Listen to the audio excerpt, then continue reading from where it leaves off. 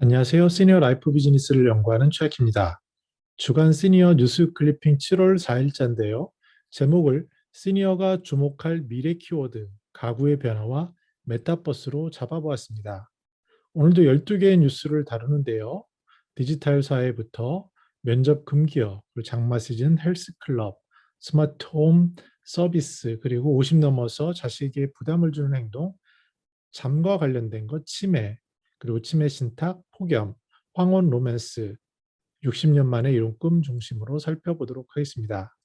먼저 첫 번째 뉴스는 신중년 취업 트렌드 2021 디지털 사회에서 신중년이 알아야 할 것들이라고 열려진 그러한 세미나에 관련된 내용인데요.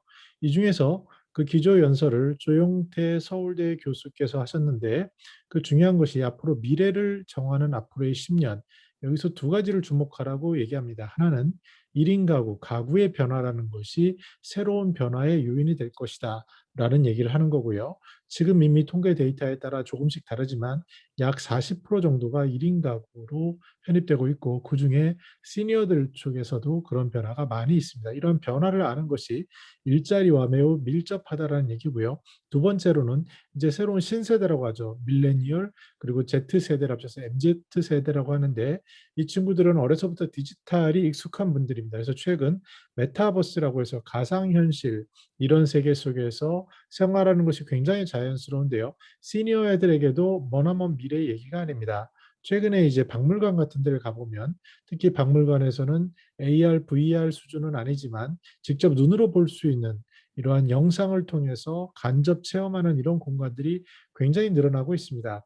여기서 기술이 조금만 더 발전한다면 이미 어떠한 그 관람하는 것에 있어서도 실제로 그 공간을 체험하는 것들 같은 것들이 생길 것이고요. MZ세대는 이것을 뛰어넘어서 부 캐릭터를 만들다거나 아니면 아바타, 이것들이 가상세계에서 부동산도 사고 어떠한 여러 가지 활동들하고 콘서트를 같이 즐기는 이런 것들을 보고 있다라고 보고하고 있습니다. 시니어 삶에서도 어떤 관람이라든지 이런 쪽에서 보다 밀접하게 다가올 것이기 때문에 앞으로 10년의 일자리나 변화에 있어서 가구의 변화나 MZ세대가 말하는 메타버스에 대해서 우리가 조금 더 집중할 필요가 있어 보입니다. 신중년 또는 시니어들이 일자리를 찾기 위해서 면접이라는 걸 보는데요. 그때 금기어를 제시하고 있습니다. 바로 저는 이번이 몇 번째 도전입니다라는 그런 얘기에 대해서 박성규 그 커리어 관리하시는 분께서 말씀을 주셨습니다. 앞에 세미나에서도 전문가들이 이런 얘기를 공통적으로 하는데요. 저도 약 한 200분 정도의 시니어를 면접 본 적이 있습니다. 그때 제가 느낀 것은 내가 뽑는 일자리에 관련된 것에 맞는 얘기를 해야 되는데, 내가 왕년에 뭘 했다든지 아니면 불필요한 말을 하는 것을 굉장히 많이 봤습니다. 이 전문가도 이렇게 얘기를 하는데, 왜 저런 말을 하시지? 이력서는 잘 준비되어 있는데 매우 안타깝다라고 얘기합니다. 즉, 일을 뽑는 사람 입장에서는 그 일에 맞는 그 역할에 대해 관심이 있고요. 그 역할을 경쟁자보다 얼마나 더 잘하는지를 듣고 싶은데, 그것과 전혀 상관없는 내가 왕년에 무엇을 했다라든지 어떤 경험이 있다라든지, 또한 그 다음에 잘 듣고 대답하는 것이 중요한데 물어본 질문에 대해서 엉뚱한 얘기를 하는 경우가 많습니다. 물론 저 같은 경우도 이런 실수를 굉장히 많이 하는데요. 그 가장 큰 이유는 나 중심이기 때문에 그렇습니다. 근데 일자리를 구할 때는 그 절박성과 그 일을 구하는 그 회사 입장에서 생각해 보면은 당연히 그 일에 맞는 이유를 얘기하는 것이고, 질문하는 것도 거기서 벗어나지 않기 때문에 거기에 적합한 얘기를 하는 것이 중요합니다. 마치 이것은 젊은 청년들, 가능성 있는 사람들에게 묻는 것과 실제로 경험을 바탕으로 일자리를 찾는 신중년의 경우에는 차이가 있음을 우리가 명심할 필요가 있어 보입니다. 그래서 이력서에 장황한 불필요한 것들은 간략히 한다거나 줄이는 것들도 필요해 볼 수 있습니다. 두 번째 뉴스는 이제 장마가 오늘 저녁부터 이제 시작되는 것 같은데요. 그 주의해야 할 네 가지 질환이 있다라고 얘기하고 있습니다. 우리가 이제 장마 때 제일 중요한 것들 중에서 그 짚은 것은 바로 우울증입니다. 굉장히 비가 오니까 젊은 사람들은 굉장히 로맨틱하고 오히려 좋은 분위기도 있고 기쁜 이런 것을 즐기는 분들도 있지만, 그렇지 않은 대다수의 경우에는 매일같이 우울하고 또 몸의 통증도 심할 수 있습니다. 뭐 어르신들이 비가 오려나 하고 이 신경통 이런 얘기를 하시는 것도 많이 볼 수 있고요. 더 나아가서 햇빛을 보지 못하기 때문에 또 나가기가 어렵기 때문에 굉장히 우울해질 수 있다라고 합니다. 그래서 집에 있을 때 조금 실내를 밝게 하는 것, 그리고 홈 트레이닝이나 실내 활동량을 늘리는 것, 이것을 중시하고 있고요. 특히 이제 눈병에 대해서 얘기를 많이 합니다. 습한 날씨 때문에 세균이 번식하기 쉽기 때문에 더러운 손으로 눈을 갖다 댔을 때 결막염, 다래끼 등이 발생하기 쉽다고 합니다. 또한 이제 유튜브라든지 이런 것을 너무 근거리에서 오랜 동안 보게 되면 눈의 피로도가 커지는데요. 가급적 줄이고 충혈됐다거나 가려움증 있을 때는 병원을 찾으라고 조언하고 있습니다. 다음 뉴스는요. 헬스클럽 가지 않아도 부지런히 움직이기만 하면 건강하다라고 그 의대 교수님께서 말씀하고 있습니다. 박민선 가정의학과 교수인데요. 이분의 생활을 보면은 그 활동량을 늘리는 겁니다. 근데 그중에 꼭 하나 있는 것은 산책을 하는 건데 이 산책이 중요한 것은 왜냐하면 호흡이 중요하기 때문이라고 얘기하고 있습니다. 너무 느리지도 않고 빠르지 않는 수준인 속도로 2, 30분 정도 걷는데 사무실 근처가 이제 창경궁이 있는 경우 또는 공원이 있는 경우 이런 경우에는 육체 건강과 정신 건강을 위해서 이렇게 기분도 전환하고 또 호흡도 하면서 푸른 숲을 거닐며 깊은 호흡을 하다 보면 심리적으로 안정이 되고 머리가 맑아진다라는 얘기를 합니다. 그래서 이것은 굉장히 중요한 조언인 것 같습니다. 그 호흡에 있어서도 뭐 단전호흡이라든지 이런 것을 얘기하는데 우리의 삶에 있어서 가만히 생각해 보면 물의 양을 그러니까 수분을 충분히 섭취한다거나 아니면 이 피를 맑게 한다거나 아니면 이렇게 호흡을 제대로 한다거나 이런 것들 기본기가 상당히 중요할 수 있겠구나라는 것을 느껴봅니다. 특히 그래서 건강하신 분들을 보면 이런 것들에 대한 훈련이 돼 있다라고 볼 수 있고요. 삼성전자에서 스마트홈 피트니스 서비스를 런칭한다라고 되어 있습니다. 즉 가전기기들이 집에서 즐길 수 있는 거로 가는데 이런 피트니스에 대한 열풍이 굉장히 크죠. 그래서 여기에 대해서 아예 그냥 전문 트레이너들이 체계적인 커리큘럼을 가지고 바디웨이트라든지 댄스, 필라테스, 요가 등을 접목해서 제안을 하는 겁니다. 특히 이제 호텔신라 운동연구소와 협업으로 만들었다고 하니 어느 정도 믿는 그 권위도 있을 거고 여기다가 데이터적인 것, 사물 인터넷 같은 것들도 결합한다라고 하고 또 등급별로 초보자라든지 아니면 여럿이 살 수 있는 거라든지 프라이빗이라든지 이렇게 시도를 한다라고 합니다. 여기서 주목할 것은 앞에서 메타버스를 말씀드렸는데 가정에서 가상으로 1대1로 만나거나 여럿이서 온라인 가상에서 같이 운동할 수 있는 이런 것들이 강해지겠구나라는 것을 느껴볼 수 있고요. 그 가속도, 속도가 엄청나게 클 것입니다. 저도 이제 줌 미팅을 매주 사다모빈 시니어 라이프 같은 경우 하는데 그 경우에 그러다가 오프라인에서 만나면 실제로 매번 보는 듯한 느낌을 주고 이 온라인상에서 화상회의도 굉장히 익숙해지는 그런 경험을 하는데요. 여기에 VR이라든지 AR이라든지 이러한 그 가상현실 기기까지 그 도입이 돼서 솔루션이 실제처럼 느껴지게 한다면 그 효과는 더 클 것입니다. 저 같은 경우도 지금 유튜브 찍을 때 뒤에 배경화면에다가 제가 줌을 통해서 이렇게 하는데요. 아직 제가 기기를 작동하는 게 약해서 그렇지만 이것이 조금 더 기술이 발전된다고 하면 여러 가지 그러한 모습들을 보일 수 있고 줌에서도 특별 기능으로 그런 것들이 많이 등장하고 있는 것을 엿볼 수 있습니다. 다음 뉴스는 50 넘어서 자식에게 가장 부담 주는 행동이 있다라는 조금은 자극적인 그러한 기사 내용인데요. 그 답은 바로 치매에 대한 우려입니다. 그래서 치매를 어떻게 피할 것인가에 대한 얘기들이 나오는데 그중에 우리가 주목할 부분은 양질의 수면입니다. 이것이 저희 사단법인 시니어 라이프의 조 대표님은 항상 얘기를 하시는데 어떤 거냐면요. 잠을 자면서 몸속에 있는 더러운 것들과 몸에 있는 것들을 그 배출하는 그런 시간을 갖게 된다고 합니다. 근데 이 잠을 충분히 수면하지 못하면 그런 활동들이 멈춰지게 되고 그러면 머리에 노폐물이 쌓이게 되는 그런 원리에 주목하고 있습니다. 근데 전문가들도 얘기를 하는데요. 잠을 잘 자야 된다라고 얘기를 합니다. 특히 기사에서도 밤에 자주 깨거나 쉽게 잠 못 드는 사람들은 치매 확률이 솟는다라고 얘기합니다.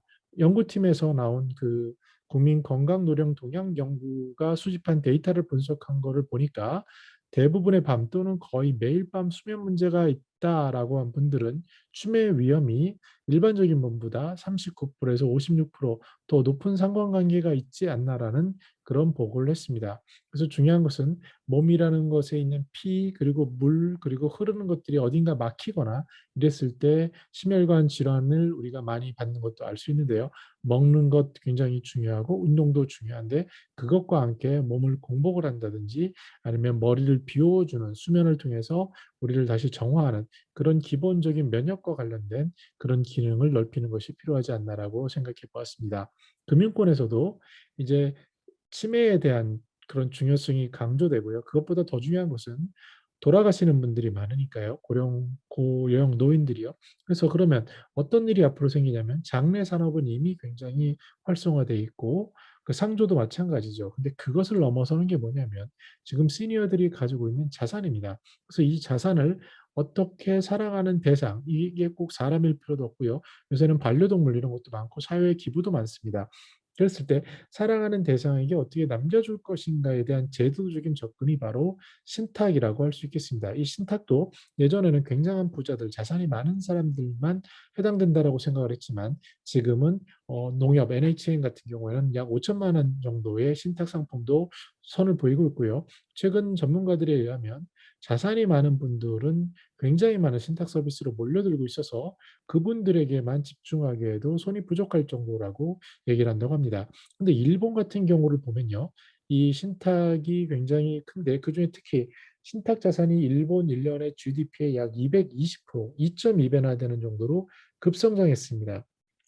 2030년에 엄청나게 늘 거라는 데이터를 제가 본 적이 있는데 실제로 벌써 이렇게 높아지는 것을 보면서 저는 깜짝 놀라는데요. 그 숫자가 이런 통계 데이터들이 자꾸 튀는 이유는 바로 고령화 속도가 올라가고 그러면서 노인들의 비중이 커지고 그분들의 자산 비중이 커지기 때문입니다.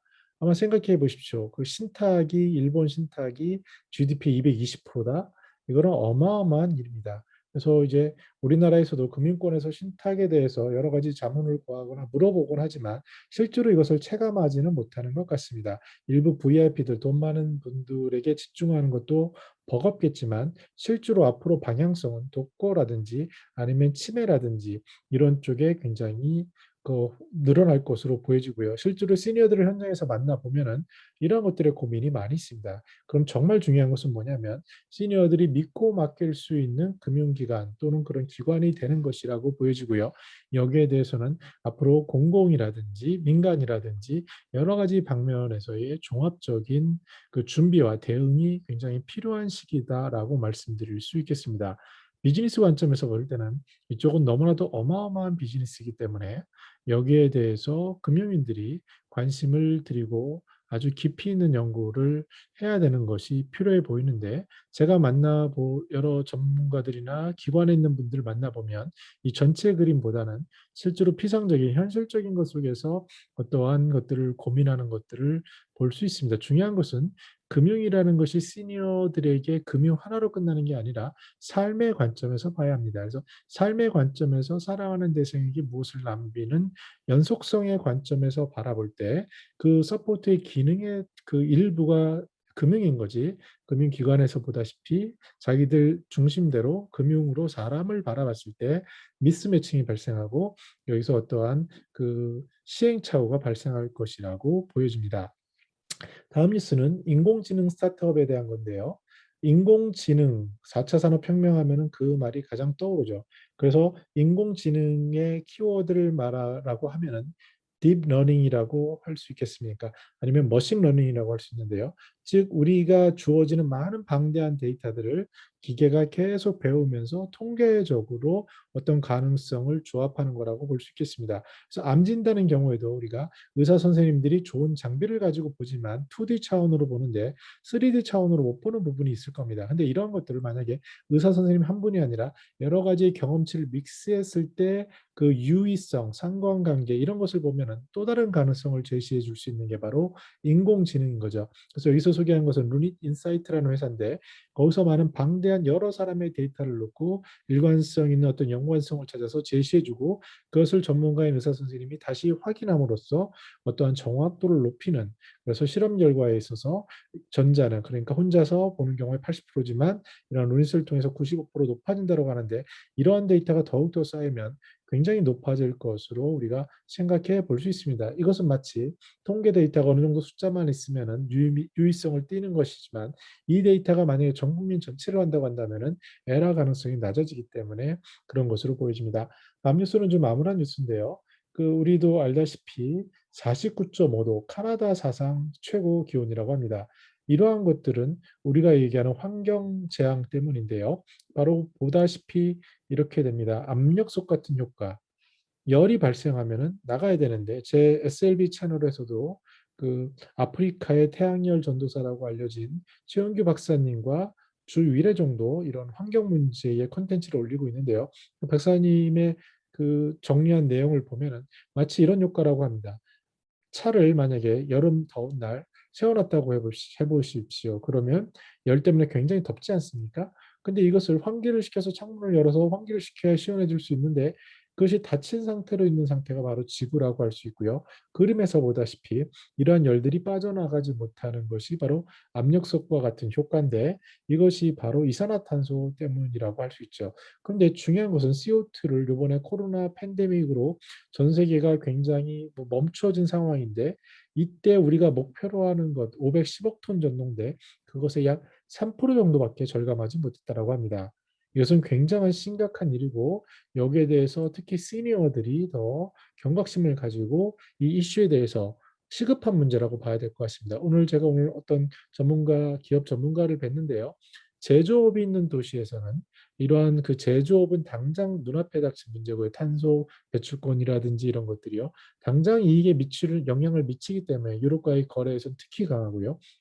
요새 이제 미국에서도 그러고 그렇기 때문에 조금 더 현실적인 재활용이라든지 환경 문화가 일어나고 있다고 합니다. 근데 그쪽 입장에서 봤을 때 서울에 있는 쪽은 아무래도 서비스라든지 이런 것에 집중하다 보니 사람들이 환경에 대한 의식이 상대적으로 약하다는 것을 느꼈다라고 하는데요. 저 같은 경우도 그런 것 같습니다. 이것이 급속도로 와야 되고 지금 우리나라도 탄소 중립 이런 목표치를 달성하기 위해서 아마 시간이 흐를수록 거대한 압력으로 느껴질 겁니다. 앞에서 일자리도 얘기했지만 이 방향성의 대부분은 환경으로 있을 거고요. 그 환경의 실체적인 것들은 주로 제조업이나 큰 굿즈 있는 것들에서 이루어지겠지만 일반인들이 할 수 있는 것은 바로 현장 속에서 작은 실천들이 아닐까. 무엇보다도 그런 실천으로 압력을 주는 것들이 아닐까라는 생각을 해봤습니다. 다음은 황혼이혼만큼 흔해진 황혼 로맨스에 대한 얘기입니다. 황혼이혼 얘기 많이 하시죠. 이제 코로나 때 잠시 멈추다가 이제 여러 가지 갈등으로 반작용이 일어나는데 최근 뉴스에서는 남자 시니어들이 이제 서로 눈치 보는 것도 싫어서 갈라설까를 정말 고민하고 있다라고 합니다. 실제로 숫자를 보면요. 황혼 이용 건수가 작년에 약 39,671, 약 4만 쌍 정도 되는데요. 이것이 올해는 조금 더 상회할 것으로 보여진다고 합니다. 그리고 황혼 재혼도 못지않게 약 9,938건 정도가 있었습니다. 그러니까 2020년 기준으로 하면 4쌍 정도가 황혼 이혼을 하시고 1쌍 정도가 다시 재혼을 하는 이런 것들인데 50 플러스 재단에서는 이것이 바로 개인 가치관과 사회적 인식의 변화가 큰 영향을 미쳤다라고 얘기합니다. 예를 들어서 제 때만 하더라도 부모님들이 이혼을 한다 이런 것은 상상도 할 수 없는 일이었습니다. 그것은 바로 가문의 치욕이라든지 이런 얘기가 되죠. 요새 KBS 드라마 보시면 OK 광자매 같은 데 보면 양반댁인데 사대부에서 어떻게 그런 이혼이나 이런 게 있을 수 있어 하지만 현실 세계에서 부딪히면서 사회 인식이나 가치관의 변화가 급격히 발전하는 것을 봤습니다. 앞에서 고령화의 속도 때문에 통계 속도가 따라잡지 못하는 걸 말씀드렸는데 이와 비례해서 사람들의 인식 속에서 이 인식의 발전 속도, 변화 속도가 굉장히 빨라지고요. 특히 시니어들도 굉장히 다른 세대가 있습니다. 베이비 부머 세대는 그 이전의 세대와는 또 완전히 다른 세대이기 때문에 이분들의 이런 믹스된 현상들이 점차 바뀔 것이고 베이비 부머와 아까 말씀드린 MZ 세대는 또 완전히 다른 세대입니다. X세대도 완전히 다르고요. 그래서 이 다른 다양한 층이 같이 살아가는 대한민국 이 시대 속에서 기술의 변화와 함께 움직이는 것들 속에서 우리가 앞으로 어떤 식으로 변화할지 그 변화의 방향은 과거의 인식으로 보는 게 아니라 현재 입장에서 새롭게 조명될 것으로 보여집니다. 82살 할머니가 60년 만에 이룬 꿈이 있다라고 소개하고 있습니다. 60년 전에 우주 비행사 테스트를 했는데 합격을 했지만 남자가 아니라는 이유로 못 갔다고 하는데 요번에 이제 여사임에도 명예 승객으로 그 제프 베이조스와 함께 우주 여행을 나선다라고 합니다. 뭐 일단 비용이 거의 억 단위이기 때문에 굉장히 큰 얘기고 일반인들이 받아들이긴 어려울 것 같습니다. 그리고 이것도 그 대기권까지 정도 갔다가 다시 이제 내려오는 이런 거기 때문에 그 어쩌면 목숨을 걸고 할 수 있는 우주 비행일 수도 있습니다. 중요한 것은 우리가 예전에는 상상도 못했던 일이 지금 눈앞에 벌어지고 있다는 겁니다. 앞으로의 세대는 메타버스 이미 더 현실화될 거고요. 더 나아가서 실제로 우주까지 가는 시대가 열릴 거고요. 그렇기 때문에 우리들이 보고 있는 자녀나 손자녀의 삶은 우리가 생각한 것과 또 다를 겁니다. 그래서 전문가들은 그런 얘기를 합니다. 그 TV에서 굉장히 좋은 프로그램을 하는데요. 뭐 미래 시대인가 이런 걸 보시면 거기서 유명한 강연자들이 얘기를 하는데 저도 거기서 인상 깊었던 게 있습니다. 뭐냐면 최근에 나오는 것은 NFC라고 해서 어떠한 그 미술품 같은 것에 오리지널리티를 부여하는 그런 것이 있는데 중요한 것은 이 전에 얘기는 블록체인이라는 원장을 공유하는 이 기술에 대해서 얘기를 해야 되는데 이것을 설명하지 않고 곧장 NFC로 간다는 얘기입니다.